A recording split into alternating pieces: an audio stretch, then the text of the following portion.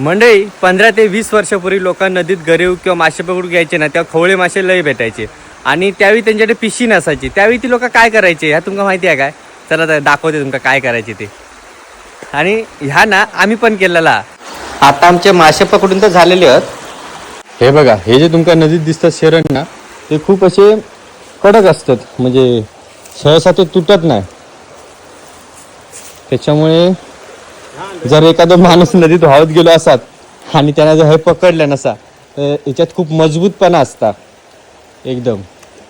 एक जरी गावली ना हातात, हे बघा तरी तुटू शकत नाही. 5-6 माणसाने जरी वाढल्या नाही तरी तुटणार नाही. तर आता आपण ती शेरण्याची एक फांदी आपण तोडूया आणि त्याच्यात आपण मासे अडकूया. ते कसे ते दाखवतोय. एवढे मासे राहा पाहिजे त्याच्यात. हा हे बघा, पुढे टोकानं असा बारीक करायचा.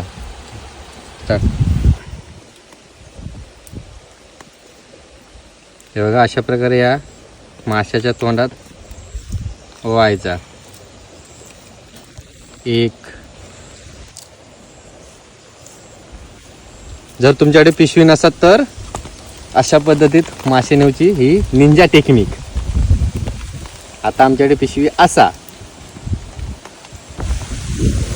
तर ही पारंपरिक पद्धतीने मासे पकडल्यानंतर घरात नेऊची पद्धत ही कशी वाटली कमेंटमध्ये नक्की सांगा. आणि SM मालवणी या यूट्यूब चॅनलवर संपूर्ण व्हिडिओ अपलोड झालेला, तर जाऊन तुम्ही नक्की बघा.